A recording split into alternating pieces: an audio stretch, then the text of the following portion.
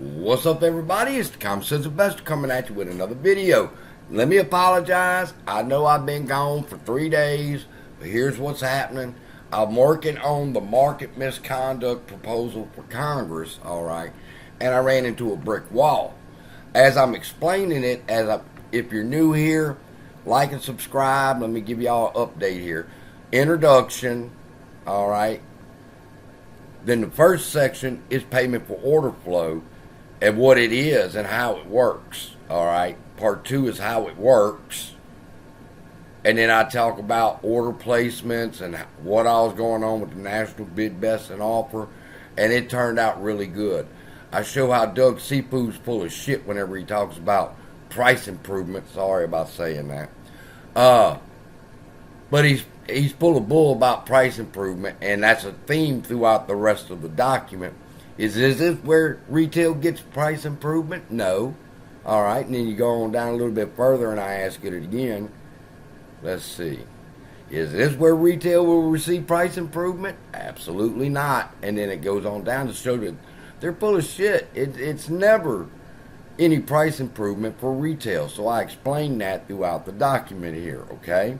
Now, selling short and naked short selling.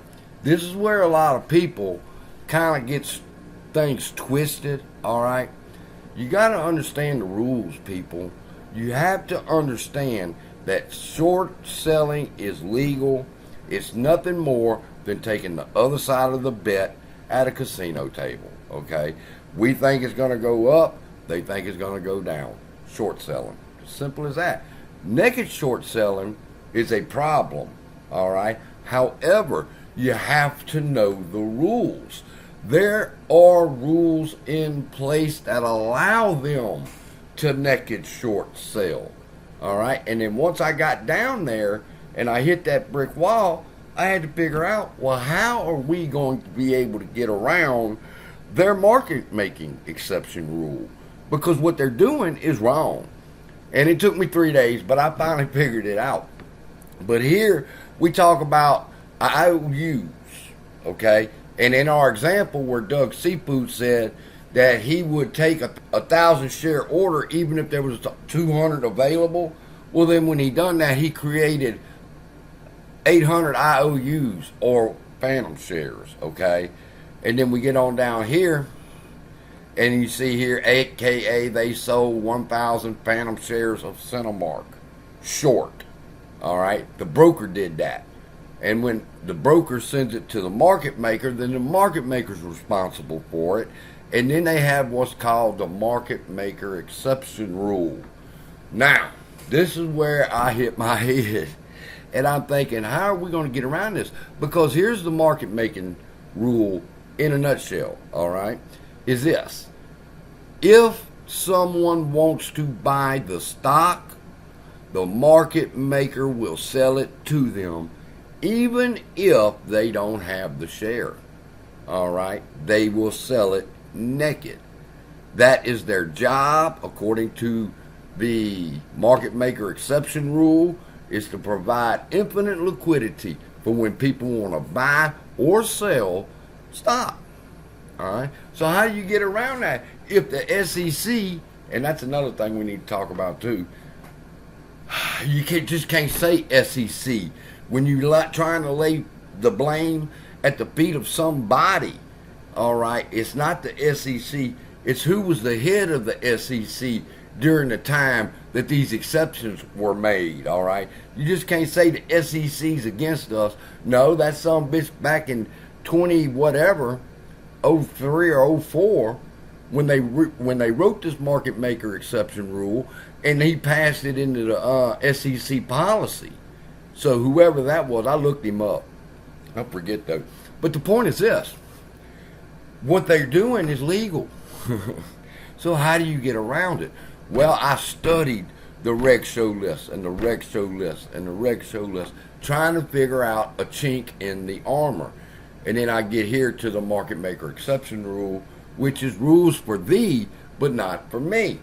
All right? Because nobody else in the stock market, no broker, can sell naked, supposedly, but there's a way around that too. But they're not supposed to be able to do it. Only a market maker can sell naked, all right, because he's supposed to be the adult in the room. So, how did we get around this? All right, and then it dawned on me. I said, 65 billion. Let's take a look at the 65 billion. Because I wanted to show the reader exactly what effect this market maker exception rule is having.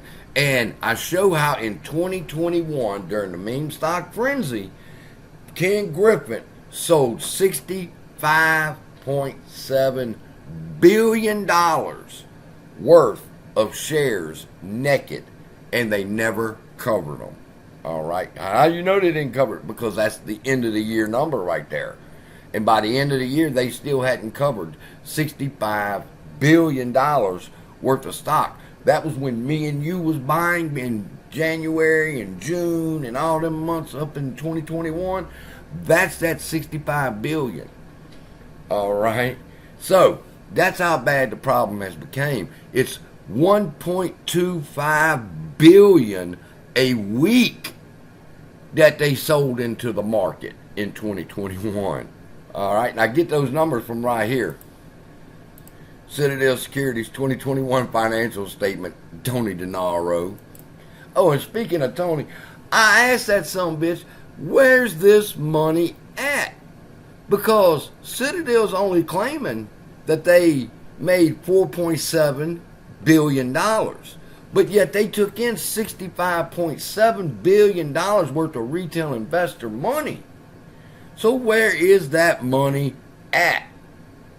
And you know CSI, that's where I've been for 3 days. I've been tracking down this $65.7 billion because some of that money's mine and yours and everybody else's. All right, some of y'all's got $120,000 worth of money in this 65.7. You need to know where this money's at. All right. And then it just goes, once you figure it out, it just starts snowballing, people. It's like the AMC gift card, okay? When you go to Walmart and you purchase the gift card, AMC does not get the profit off of that gift card until you redeem it, okay? Same thing with payment, shares sold, not yet purchased. That money is in an account in the liability section that says it hasn't been redeemed yet. They haven't purchased these stocks yet. Just like that gift card hasn't been redeemed. That share has not been redeemed for a real share and given to the person. $65.7 billion. Sitting in the bank at Citadel in 2021. And remember, like the gift card, that number's not going to drop. All right, and they can't show a profit or a loss until the stock is bought. So it's going to sit there in the shares sold, not yet purchased, forever. All right.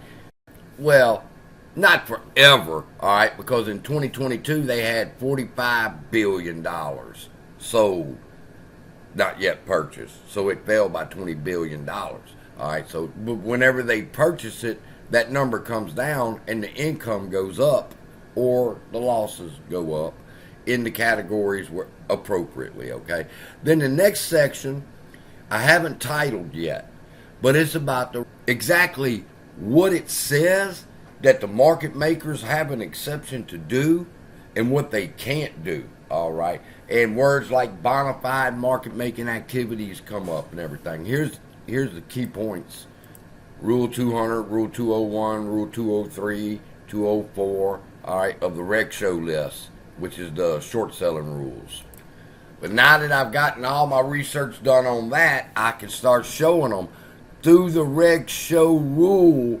Citadel needs to be charged as a habitual offender and their license pulled from the market. And that's where I go in part 6 and 7. So I'll keep you updated. I'm going to get right on it and get to typing right now. Love y'all. Be blessed. And I'll see you in the next video.